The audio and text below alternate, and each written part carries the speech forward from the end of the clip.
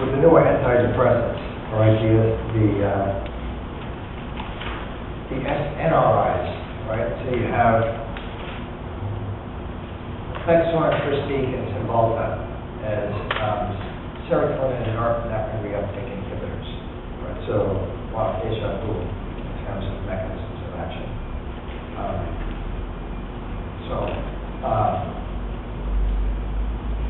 It's the same mechanism of action as the tricyclic antidepressants. As the traditional tricyclic antidepressants, the typical, the traditional antidepressants, the ones that we ran into by accident. All right? And so there is one antidepressant that stands out. And that would be bupropion, all right, or Wellbutrin, or Zyban. So this bupropion is distinctive, right? Notice the use of superlatives here. It's distinctive in that it talks to dopamine. What? And so it hampers the reuptake of norepinephrine, okay, and dopamine. Did you notice that when we're talking about antipsychotics, traditionally everybody talks about dopamine. Nobody talks about norepinephrine or serotonin until the atypical antipsychotics. And with depression, everybody was talking about norepinephrine and serotonin. Nobody was approaching dopamine except for bupropion. Right? So the bupropion is kind of peculiar. Good back. So it's peculiar in a different way. So not only does it do the dopamine story, which is kind of unusual, no other antidepressant does this. Right? And the other is sleazy drug company tricks. So Wellbutrin was how it was introduced, and again, the marketing, like Bactil, making it sound really energizing. So Wellbutrin is going to make you better. And then they discovered that it seems to help people that are breaking a nicotine dependency. And so people that are trying to stop smoking seem to do better with bupropion, and they labeled it as Zyban. They didn't want to label it or market it with Wellbutrin because people already associate that with depression. You don't want to make people think that they're depressed if they're trying to break their cigarette smoking. And so, same drug, but under a different name. So Zyban. What is blocking dopamine supposedly doing in this case? It seems like you would want the hedonic aspects of any circuit if you're depressed. Absolutely. Look at the symptoms of depression, which is a negative shift, a lack of positive reinforcement. It's enhancing dopamine, so it's enhancing the reuptake, so it's enhancing. Oh, okay. Sorry, I misunderstood. Sorry, Charlie. And that's a good point. Another thing to remember: antipsychotics are blocking receptors. That's the story with antipsychotics. With antidepressants, what you're doing is you're hampering reuptake, which means that you're accentuating the effect of that neurotransmitter, as opposed to with the antipsychotics where you're blocking it, you're trying to govern it. All right, so this is kind of peculiar for the Zyban. No big story here in terms of absorption in the GI tract, oral administration, heat within 2 hours. No biotransformation story to speak of. I mean, just the usual biotransformation and excretion. And there's really no half-life story, so don't go memorizing this, please. So there's no half-life story with the antidepressants. When you look at them as a class, they're pretty similar, except for one, and that's Effexor. Effexor, venlafaxine, is the shortest of all of them, 4 hours. Right, and we'll see that there's another interesting aspect to Effexor. Right, Pristiq, which is the active metabolite, is 11 hours, and that kind of talks back to the notion of if you metabolize that first pass to the liver will often give you an active metabolite. And in this one, the venlafaxine is an active metabolite of Effexor, and so it's going to have a longer half-life. And you can kind of see that here. But the story here is that Effexor is just 4 hours. And this is a third of the shorter ones. So you have a few behavioral effects when you're not dealing with depression, and it tends to be unpleasant, right? So there's a sedation, there's a decrease in blood pressure, a dry mouth. It's not a good feeling, right? And so It bristles my neck here is when I hear people that are anti-medication, characterize antidepressants as happy pills. They're not happy pills, right? If you take it, you're not going to be happy. It's not, this is not what it's doing, right? So they're not happy pills. So that's one story. The other story is, what other drugs hamper the reuptake of norepinephrine and serotonin that we've bumped into? Amphetamines, right? Antidepressants are readily available. I mean, they are ubiquitous. And so kids will try the darndest things. People will try the darndest things for an intox.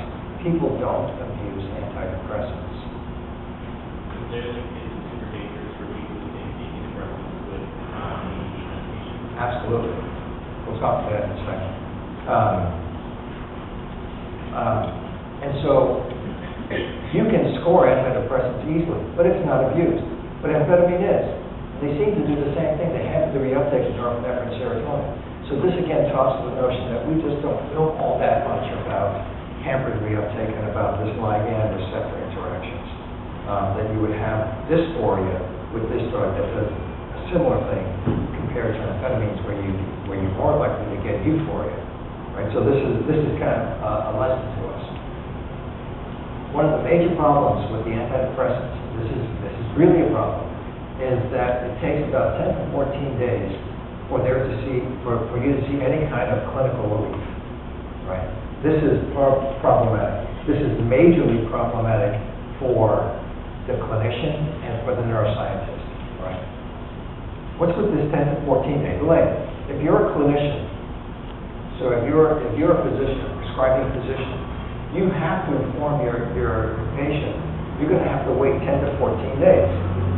Otherwise, this person is saying, oh my God, this depression is so bad, this medication is not doing a thing, and so I'm beyond help, right? So you have to make sure that this person complies, and so compliance becomes an issue because it's going to take a long time. For the neuroscientist, it's like, okay, so why is it taking it 10 to 14 days? Amphetamines doesn't wait 10 to 14 days. You're getting that euphoria, you're seeing behavioral effects immediately. This is not taking 10 to 14 days to hamper reuptake. It's hampering reuptake from the very beginning. Right? So it's a hard one to explain in terms of the physiology, in terms of the neuropharmacology of it. Why is it doing this? Right? So this is a major problem. And when you're dealing with a population that is suicidal, and the suicidal ideation is one of the prominent symptoms of depression, you don't want something to last that long, to take that long for it to take effect. And so this becomes really problematic. And the other thing that's problematic is that unlike the antipsychotics, especially the traditional antidepressants, tricyclic antidepressants, you can die of an overdose. This is a problem. So you're dealing with a population that's suicidal to begin with. And so what do you do? How many doses do you give? What kind of instructions do you give? I'm going to give you 50 doses, but be careful because if you take too many, you might kill yourself. To a suicidal person, I mean, you can hand them a loaded gun, it would be the same. All right? And so physicians tend to not want that repeat. So you give a minimal amount of doses, the person has to come back to get more doses. Right, so it becomes a problem in terms of what do you do with this overdose. The effects on the autonomic nervous system, the tachycardia, so increased heart rate, dry mouth. You still see that postural hypertension, dizziness. It's not a pleasant drug, right? You can understand the dysphoria of someone taking this. Why would even a wild teenager not try it? Right? So it's not pleasant. The monoamine oxidase inhibitors, similar profile. As well as the overdose problem with the monoamine oxidase inhibitors. And the monoamine oxidase inhibitors produces another type of toxicity that we'll talk to in a second. We'll visit that. So some of the aversive behavioral effects, don't be careful with people saying these are side effects. These are not side effects. These are unwanted effects of these medications. so these are behavioral consequences, right? So we talk about the physiological consequences. The behavioral consequences is increase in aggression. And so what's going on with this? And one of the running theories, and this is a hard one to try to experimentally say this is what's happening. One of the running theories is if a person is depressed, and so depression comes in different flavors. And so you can have a person that's depressed and it's kind of like, I'm not even going to try. One question. You have this really oppressive type of decrease in behavior, right? That's one type of depression. The other type is the hand-wringing person that's bouncing off the walls. Oh my God, it's Thursday night, I got a test tomorrow, I didn't study what I had to do, kind of bouncing off the walls. So you have an agitated type of depression. You have what used to be called a retarded type of depression, which is just kind of a cumbering depression. One of the running theories is that you can alleviate for that person that's just kind of encumbered. All of a sudden they're less encumbered, so now they're more able to act out. And so by taking away that oppressive symptomatology of that retarded depressant, now they're a little bit more active and they can punch somebody in the face. And so you run into this depression, and it seems to be higher in borderline personality. Why? God only knows. This is, again, just epidemiological stuff. The other is weight gain. I mean, this is considerable. We saw the weight gain with the antipsychotics. With the antidepressants, the weight gain is enormous. It is a significant problem. And so you can either see the weight gain or you can see carbo craving in these individuals to the point where it was considered maybe this is a treatment for anorexia nervosa. And it's not. I mean, they tried it, and it's not. But this is prominent enough. And it may be tied to antihistamines. So remember that all of these drugs are antihistamines. Whether antipsychotics or those tricyclic antidepressants were antihistamines as well. And so desmipramine has the lowest of the anticholinergic effect, antihistamine effect. And so it has the smallest amount of weight gain associated with it. So it's kind of provocative. Maybe that weight gain is going to be tied somehow to histamine, if ever we figured histamine out.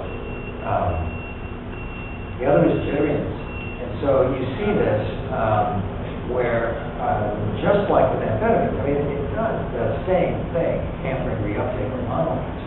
Right? So you see kind of a jitteriness activation. Maybe some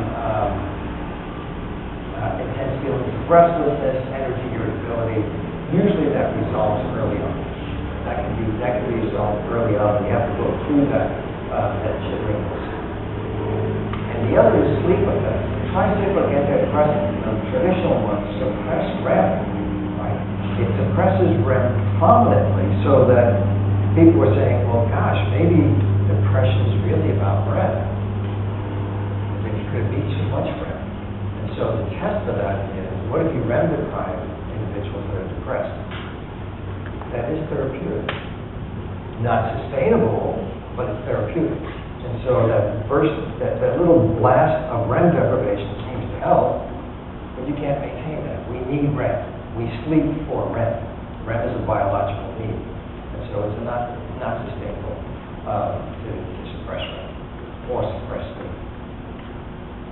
But it's interesting, and it talks more to a sleep literature. Sleep is wonderful. I mean, sleep is just a symptom of different things happening. I mean, between hippocampus and cerebral cortex, it's just talking one to the other, and hormonally, you just have growth hormone. It's just an amazing period of sleep. So, if ever you have opportunity, look into sleep, into the physiology of sleep. It is just an amazing piece. So I think this talks more to what the heck is happening in sleep. It may not be the REM, but maybe that surge of growth hormone. That's what you need. Right? What is it about REM that's connected to depression is the question. When you talk about monoamine oxidase inhibitors, a similar profile, the suppression of REM, that jitteriness period, and literature around monoamine oxidase inhibitors, they don't call it aggression, they call it antisocial behavior, but it walks like a duck. I mean, so it's an increase in aggression. But the MAOIs have a specific problem, right? And so monoamine oxidase exists in the periphery as well as in the brain, right? So in the brain, we're talking about a specific function of limiting how much neurotransmitter gets packaged. So that's really important. That limits the size of the axis, the size of that EPSP on the postsynaptic side. Peripherally, it guards against hypertensive elements in your foods. And so we'll see monoamine oxidase play a role when we talk about hallucinogens like sleep.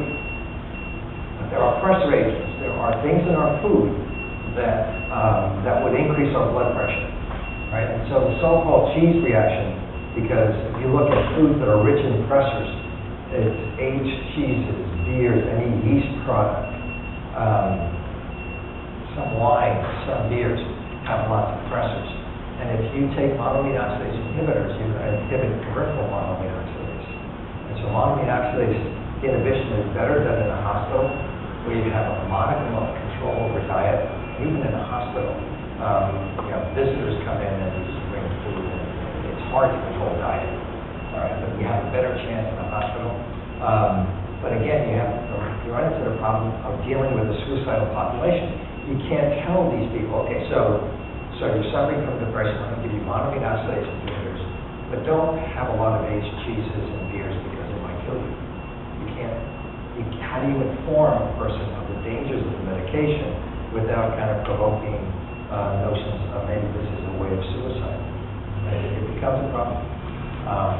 But like I said, we'll see this next week as well. Withdrawal, it's kind of like a flu, not as bad as, say, heroin or opiate withdrawal, not lethal.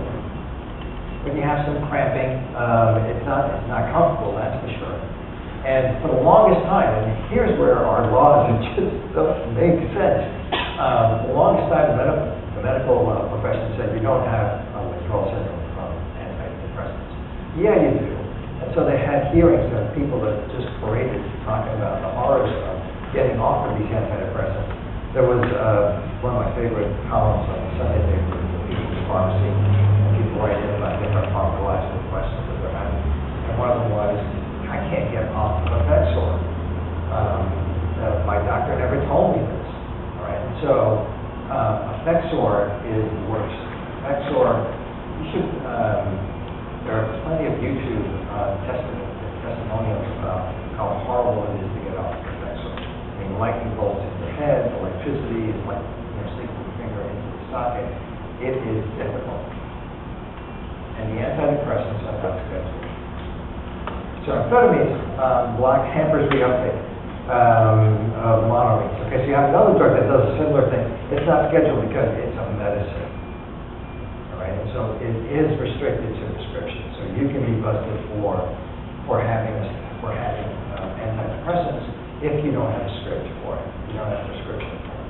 Right. So the only restriction that they have is that you have a prescription for it. It's not scheduled, so it's not considered a danger, which is ridiculous. But these are our laws. So what does this tell us about depression? So there's a monoamine theory of affective disorders. Right? So the monoamine theory of affective disorders is not unlike the dopamine theory of schizophrenia in the sense that it's just follow your nose, really simple logic. If you enhance monoamine transmission and you relieve symptoms, then that means that depression may be not enough or underactive monoamines. I mean, it's pretty straightforward. So, and the term that also is offensive to me is this notion of, it's a chemical imbalance. We have this need, and I guess it's a human nature type of deal, of releasing culpability. I'm not responsible for this, I didn't do this. And so it's like, okay, there's this stigma about even going to a psychiatrist in our culture. So it's like, okay, yeah, I went to a psychiatrist, but I have a chemical imbalance. It's not like there's anything going on. I'm not crazy. I have this chemical imbalance. As if we know how to balance it if it is unbalanced, which we don't. Right? So when you have a reuptake, this is like a clobber. This isn't finessing the system. This isn't delicately changing that balance back. This is an over clobber of your neurochemical transmission. So this notion of I have a chemical imbalance and I'm going to fix it with the medication is ludicrous. And so the monoamine theory says that affective disorders, and affective disorders would include mania as well. So mania and depression is a result of an underactive monoamine system. Actually, this underactive is about depression. So depression is an underactive monoamine system, or somehow that our levels are too low, or it's underactive. And so these medications will kind of ramp that up. That doesn't explain the 10 to 14 day delay. You're ramping that up from day one. Right? So why are you waiting 14 days? And so this contradicts this notion of a simple monoamine theory. I mean, it's logical, but there's got to be more to it. And that leads people to this beta adrenergic theory, right? And the theory basically states that depression is a result of too many or overactive beta adrenergic receptors. Beta adrenergic receptors are a form of norepinephrine receptor, right? You have alpha and beta adrenergic receptors.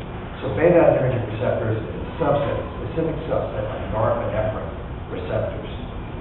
And receptors exist in different states, right? So an example would be insulin receptors. So peripherally, insulin receptors are there. Depending on whether or not you're sated or hungry, you're going to have those receptors expressed or not expressed. So it's upregulated or downregulated. And the mechanism remains to be determined. I mean, it's as if you threw a target over those receptors. They're not functional. They're not all functional at the same time. And how many are functional is going to fluctuate depending on your state. Right? So in the case of insulin receptors, if you're sated or if you're hungry, if you're sated or if you're starving. So this theory suggests that you have too many of these specific norepinephrine receptors, these beta adrenergic receptors. And so these antidepressants downregulate, which is to say shut down some of these beta adrenergic receptors. And it takes about 10 to 14 days to do that. Right? So it's a theory. It's kind of, it's provocative in the sense that the timeline is okay, but it's all been done in animal studies. So people have questioned it in terms of how do you test this in humans? I mean, you can't go in and sample your beta adrenergic receptors. Right? And so it's not been widely accepted because it's based primarily on animal and in vitro studies. But what's also provocative is another form of treating depression is electroconvulsive shock therapy. So ECT will immediately downregulate beta adrenergic receptors. I'm getting started on electroconvulsive shock therapy. But that is another kind of provocative indication that maybe this beta adrenergic theory has some legs to it, but still not widely accepted. Right? And so it may be that it's going to be a combination of serotonin and norepinephrine interactions that's going to actually be helpful for treating depression. So you may have to downregulate norepinephrine receptors, but you have to increase serotonin receptor activity. Right? So it's kind of the combination of the two that might be the deal. So it's still debated, still not determined. And so we turn to St. John's wort. Western medicine has a lot of hubris. Western medicine has a lot of arrogance.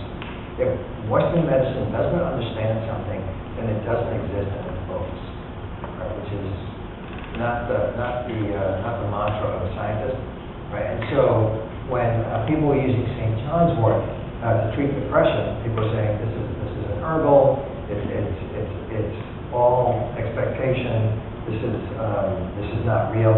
Not so. And so if you look at St. John's wort, which and the active ingredient here is hypericum, right? So hypericum,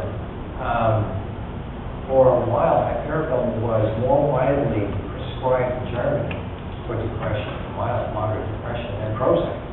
Right? So people are finding relief, and the key here is mild to moderate. So mild depression, mild to moderate depression is what hypericum will treat. And when you look at, well, what does this do? It just comes out of the ground. I mean, I made the mistake years ago of, I saw Hypericum at Home Depot, and I put a whole bunch in my garden. And it's like a weed. It took me like at least a year and a half to get it out. And it's like, it's a pretty flower, but no thanks. So this that comes out of the ground inhibits norepinephrine and serotonin reuptake. Right. So this is another indicator of our connection with plants, our connections with this planet. Where you have this that's coming out of the ground, it's going to inhibit reuptake of norepinephrine and serotonin. But there's more, and so it does have an effect on receptors. It's also a weak inhibitor of monoamine oxidase. I mean, this is not inhibiting monoamine oxidase the way monoamine oxidase inhibitors inhibit. And so this is a fraction of the inhibition. So it's sub-threshold when you compare it to bona fide MAOI medications, right? And so the possibility is that it is concert. So when you look at cold medications in the pharmacy, it's really sub-threshold everything. They just throw everything together and hope that mix is going to help. This is what people are thinking about St. John's wort, that the Hypericum has a sub-threshold monoamine oxidase inhibition and kind of blocking the reuptake of norepinephrine and serotonin. So maybe together all of these things are giving some sort of relief. It is not efficacious. It's not useful in major depression. It's only mild to moderate depression that this works. And so, hypericin, which is in the Hypericum plant, seems to have an affinity for sigma receptors. Sigma receptors are that opiate subset that's really weird. We'll talk to sigma receptors and opiate receptors. But this is kind of an oddity. And then in terms of experimental treatments, you have ketamine. So ketamine, which is not, so people have, depending on who you read, people will have a different story, have a different take on ketamine. So ketamine became a bad drug when it made it into the recreational market, right, to the recreational scene. And so ketamine, special K, this is what you store in graves. This is, going to the key zone and into the keyhole, and you talk about all of these recreational uses of ketamine. So it got a bad name. It's actually a bona fide anesthetic that people have used from Vietnam. It became popular in Vietnam because it's a good feel anesthetic. Right? You don't need a lot of support for using this in procedures, right?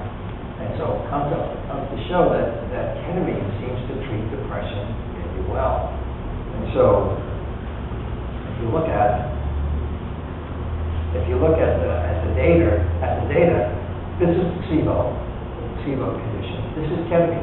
Ketamine is working in about 2 hours of taking it, which is remarkable. We're not talking about 10 to 14 days. This is happening straight up.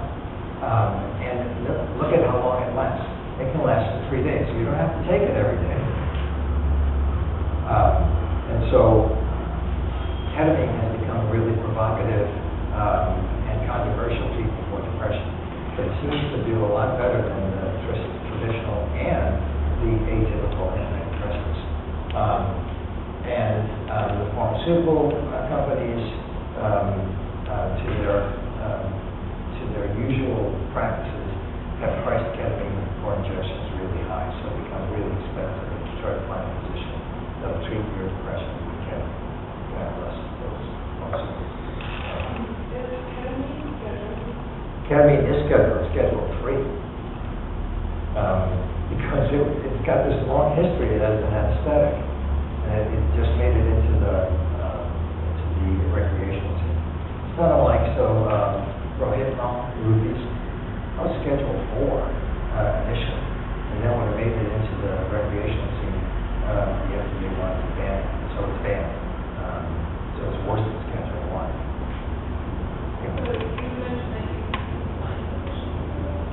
Yes, it's not a forbidden drug. It was Schedule 3, and so physicians aren't used to this. And so for the pre-meds here, there is the problem of physicians practicing medicine, practicing the last thing they learned. And there's an argument that's made that I give these medications because I'm more comfortable with them. I know what the reactions are, and so they tend to perseverate on what they've learned last. And so not many physicians out there have used ketamine to treat depression. So it's finding a physician that's going to experiment, that reads the literature, and is going to try it. But it's going to be expensive. And that's the need that I have. And so it brings us to bipolar, right? So bipolar, so it used to be that depression, you had unipolar depression, unipolar affective disorders, which is to say you were manic or you were depressed. Then you had bipolar, which is to say that you cycled from one to the other. And so there's just called bipolar affective disorders. But somehow over the last few years, bipolar has taken on kind of a different take. It's in vogue now to think about bipolar, and bipolar has been loosely thrown around as a diagnosis. And before it was, you'd have to follow it. Realize that in life, we normally go through cycles. Just normal, everyday life, you get you're aroused, and if you're sensitive, you can feel when you're swinging down. That's a normal cycle of activity. And in affective disorders, you're stuck down and you can't come back up, or you're stuck high and you can't come back down. That's when you need help. And unlike the antipsychotics, affective disorder medications is not intended to be a lifer. It's more like a crisis management procedure where let's get you unstuck and back to cycling normally again. Right? So the notion that you have to be on antidepressants all your life is a wrong one. You're just cycling, and you're going to be cycling. And so when you approach so the problem that people ran into with Prozac was that people were asking the physicians not to be taken off of it. So listening to Prozac is Dr. Kramer's book that first introduced us, and he had the problem that his patients were asking not to be taken off of Prozac. And so his crisis was, if I'm giving medications to a person who's no longer showing symptoms, what does that make me? Right? So that makes you a drug dealer, basically. And so he had this dilemma, he had this ethical crisis, and there is an existential crisis. So when a patient says, I don't want to get off of this Prozac because I don't feel like myself, I like myself better on Prozac, then you have to ask yourself, what's yourself? Is yourself a drug person, or is yourself the person that you're cycling? I mean, it goes into different levels of problem and crises.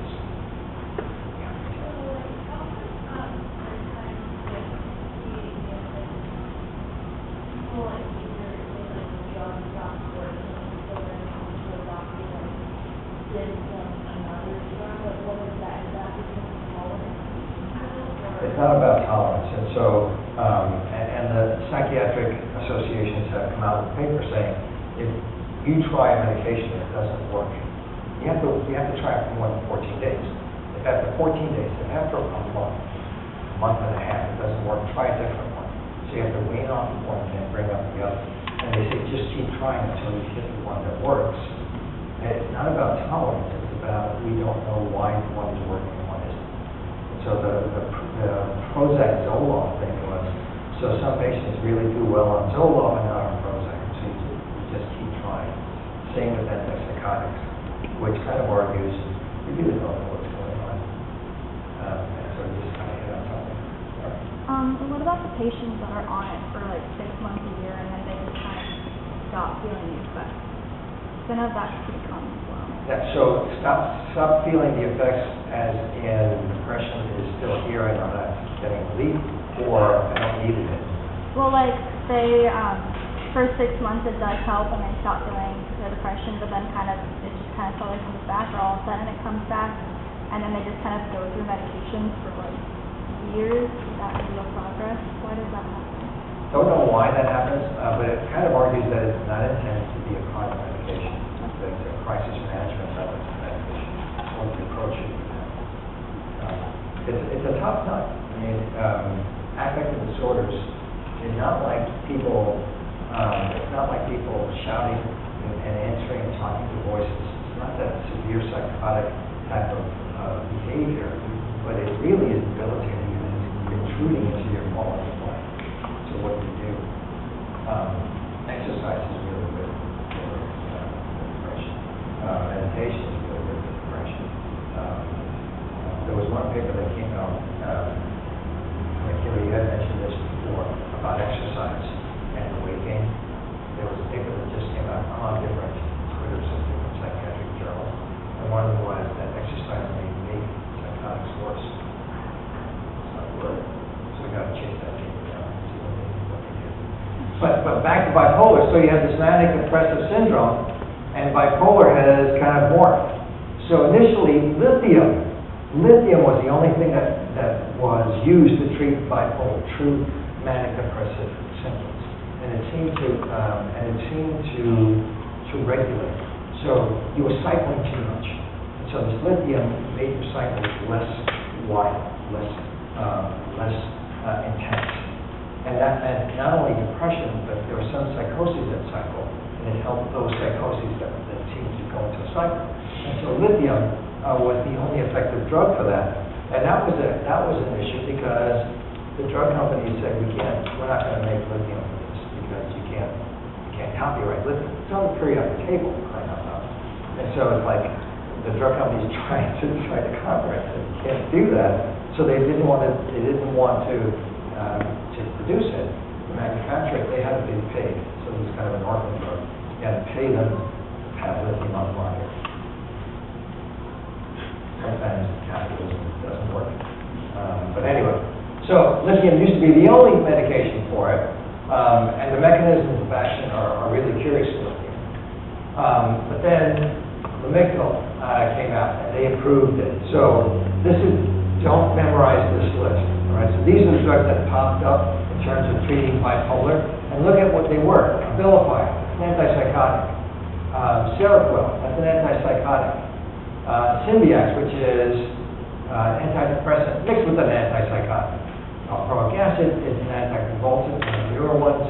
And then there's methaxamine, antidepressant, risperidone, antipsychotic, especially for bipolar children. We'll get back to the children thing in a second. So this is kind of the moshpodge of drugs that are used to treat bipolar, and FDA has been approving these. And so all of a sudden, now you have a new class of drugs that are called mood stabilizers. That's a bogus term. There's no such thing as a mood stabilizing category. All right? So the categories that we have, the hypnotics, the opiates, the stimulants, I mean, those are bona fide categories. But mood stabilizer is just a collection of all those drugs that empirically are used to treat these different disorders. And so a lot of them are not approved, which brings us to the notion of off-label. We talked about this before. So off-label is legal. Off-label is the art of medicine. Off-label is the intelligent physician that is reading the patient, that is saying, okay, I see this medication, I understand this medication, I think it'll help you. That's off-label at its best. And to play that out, that physician has an obligation. He or she should put that in a journal and say, you know, I have a patient that has shown these symptoms, and I've tried this, and it seems to work, to provoke other people to try it, and to provoke researchers to say, okay, so what's going on? And so that's off-label, best knowledge and judgment. And so you're obliged to be well-informed and to have a sound scientific rationale, not because a drug rep told you so, which is illegal. A drug rep cannot promote an off-label use of a drug. That's illegal. Drug reps can only promote FDA-approved medications or drugs. And so it's a diverse group of drugs, initially just treating bipolar, but now it's kind of morphed at any sign of mood fluctuations, any kind of volatility, any kind of impulsivity, any type of unexplained and impulsive aggression. All of these physicians will say, well, I'll give you a mood stabilizer, is to say, well, we'll just kind of build you up. There's no rationale. And so this notion of there's no mood stabilizing category. And so now these are the common mood stabilizers. This I would learn, right? So look at what you have. You have lithium, standby, and then you have Depakote, valproic acid, Depakote, different names for this anticonvulsant. So you have an anticonvulsant. Tegretol, carbamazepine, is an anticonvulsant. Gabapentin, Neurontin, is an anticonvulsant. Topamax is an anticonvulsant. And you have Klonopin. So clonazepam is a benzodiazepine. We saw that when we did sedative hypnotics. And so you have this, basically what you have is anticonvulsants being used. Anticonvulsants. So seizures are uncontrolled rhythmic firing. So when cells start to fire, they will recruit the cells around them. And so you have this uncontrollable recruitment of firing that's inappropriate. And so anticonvulsants kind of suppress cortical activity, so the top-down type of medication. And so when you look at, say, Topamax, so Topamax is an anticonvulsant. In 2002 to 3, only 21% of the scripts were for convulsions. It became popular as a migraine medication. This was off-label. Right, so the majority of scripts, almost the majority of scripts, was for migraine.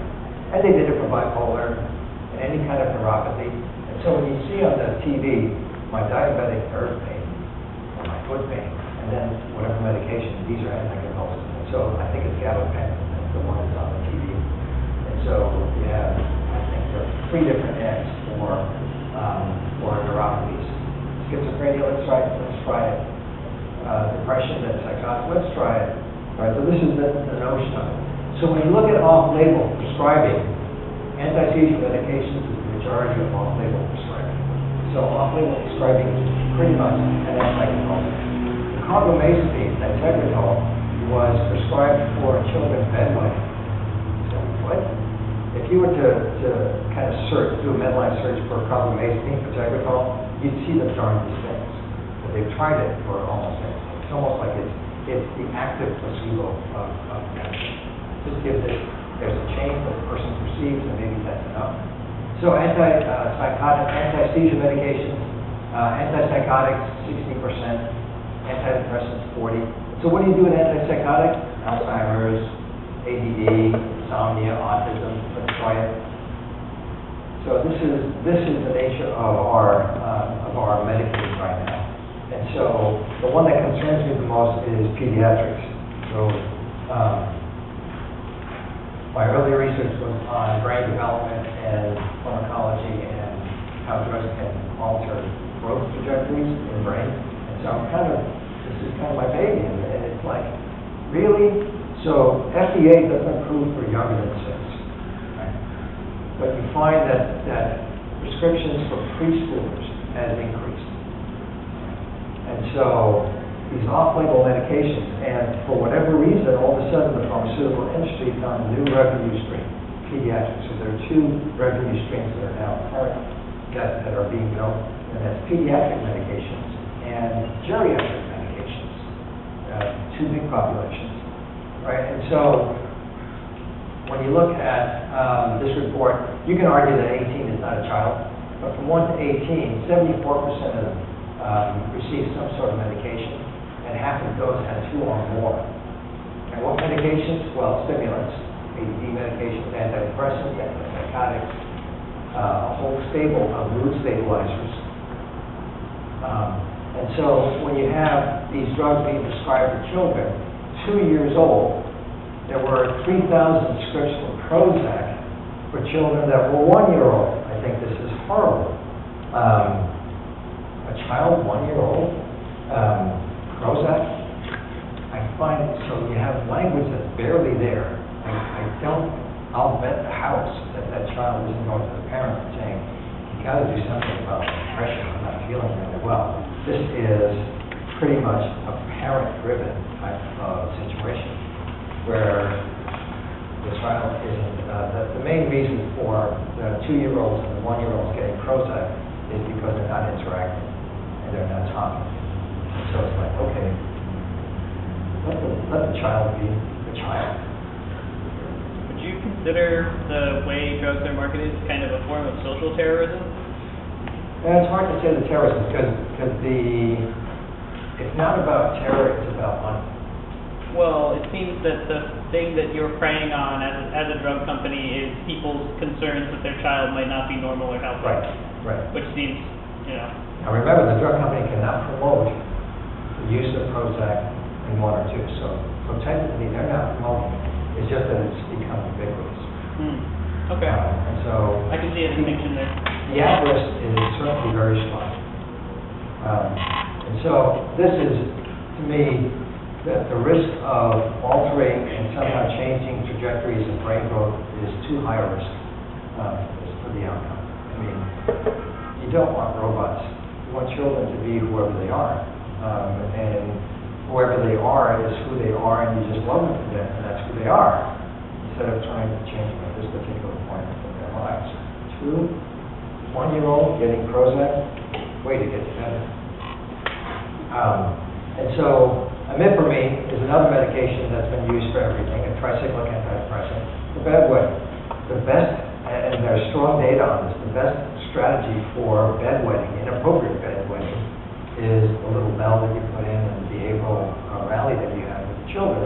So there's a bell that detects moisture, and so you can, it's a pad. So there are behavioral tactics that work way better, but that's not what's in vogue right now. And so what you want is a medication.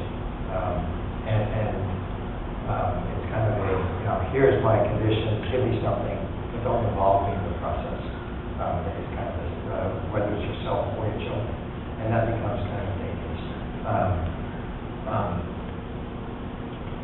Remember this name. So Biederman in Mass General. Mass General is a huge place. Mass General is one of the leading East Coast medical centers, right? So there are several for different conditions.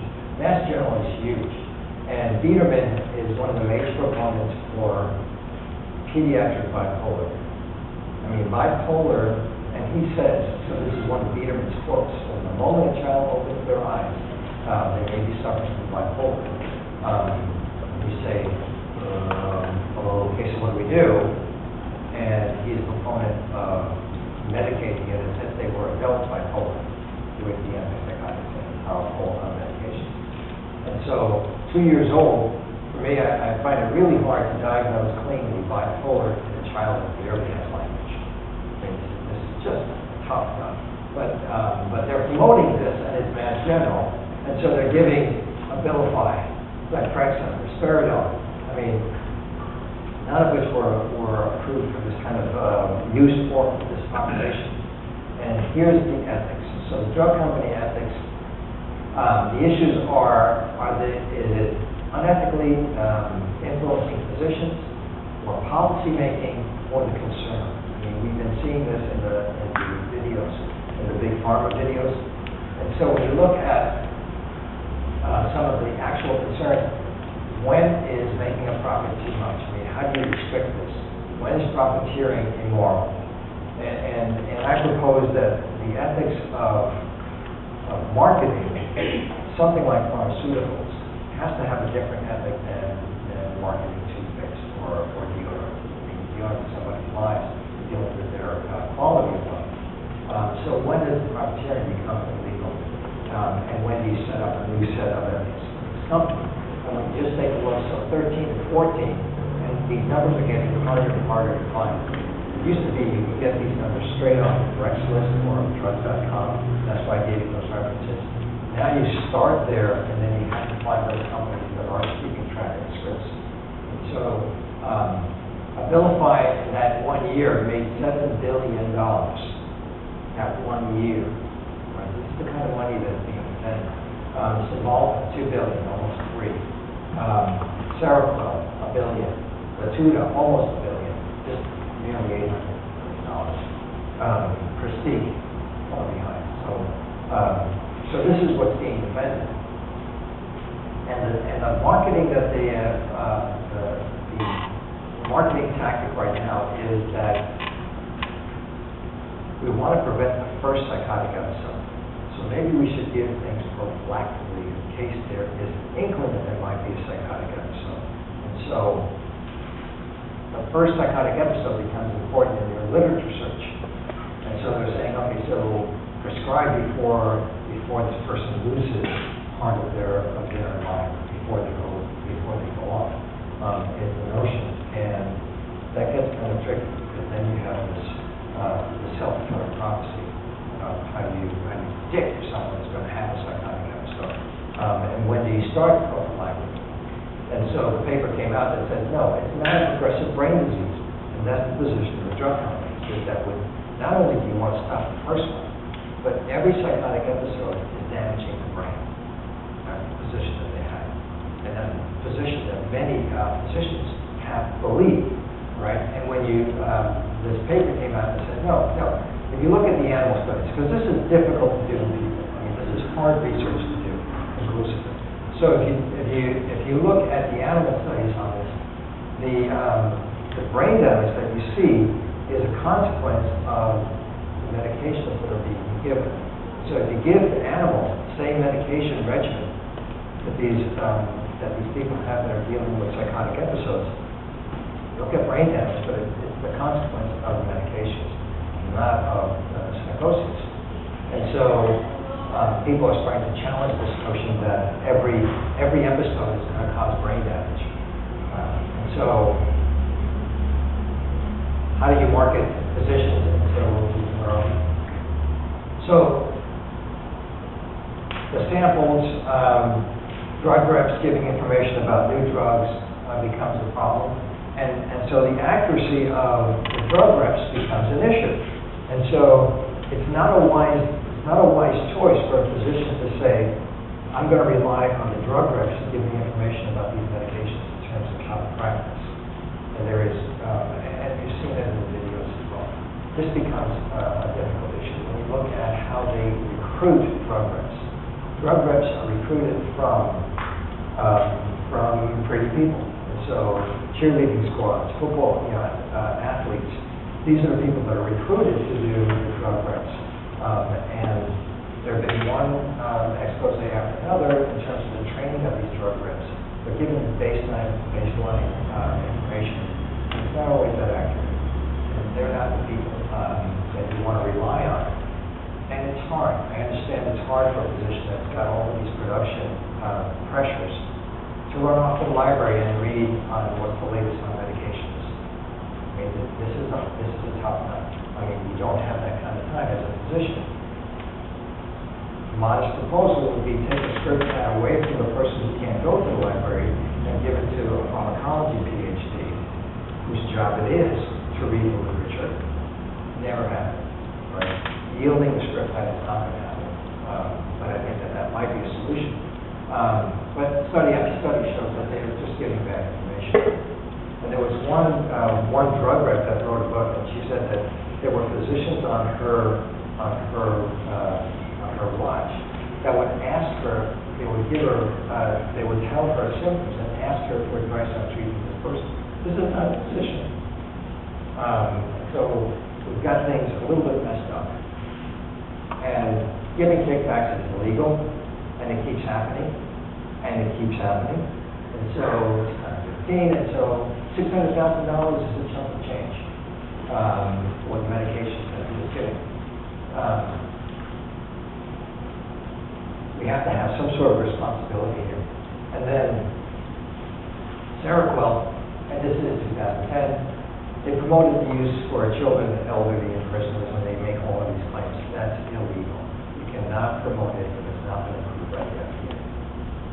So this is not like, this happens once or twice. It happens all the time. And when you think about the money that's being spent, the money that's being made, so $7 billion, yeah, you can deal with a fine of $600,000, no problem, and still be ahead of the game. So you've got to change the system somehow. And then how ethical is it when you're giving the presents? The drug companies coordinate, starting in med school, coordinate the presents that are given to the medicines. So first year, one drug company will give them the doctor's boxes. The next year, they give them whatever equipment that they need. And so that's a coordinated effort because they're not going to compete with one another for these gifts, and everybody, all the companies win. So you see the co-opting of, that's the latter parts of this documentary on Big Pharma, how they coordinate the gifts to the med students. So that begins early on in their careers. And then taking them out to dinner, giving them a consulting fee from the Big Pharma videos, giving them a case of brand. It's really hard to say that this is education or consulting, right? So they're thinly veiled bribes. So how do you do this? And so 20 to 30,000 per position, and this is removed. And so this is hard. And the drug reps keep track of the money that's being generated by their physicians. The physicians are on their watch. And so now you look at Biedermann, we'll bring back Biedermann, known as Barkley. So we saw Barkley in terms of ADD medications and the money that he gets from the companies that make Adderall, Vyvanse, and the other ADD meds. Now these two are in Mass General. Biedermann has his research funded by 50 different drug companies. And when you look at the actual money, 1.6 million during the 7-year period, that's a chunk of change. It's hard to say this position is going to be uninfluenced by drug companies.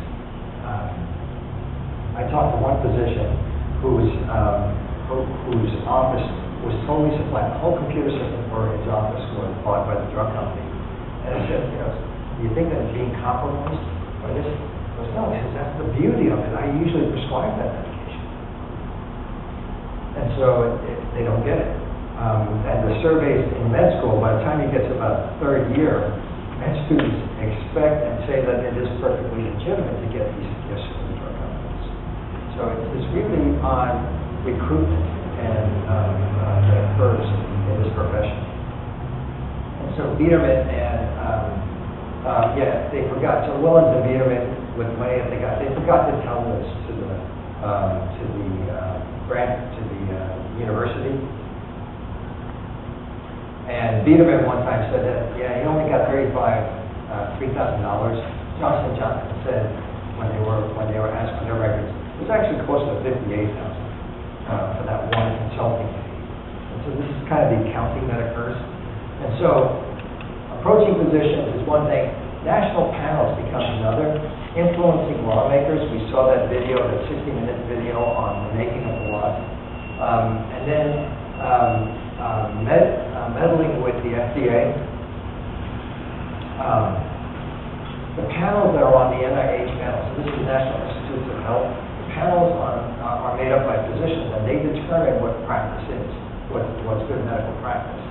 They were not disclosing how much they were getting, and so they forgot to tell the agency.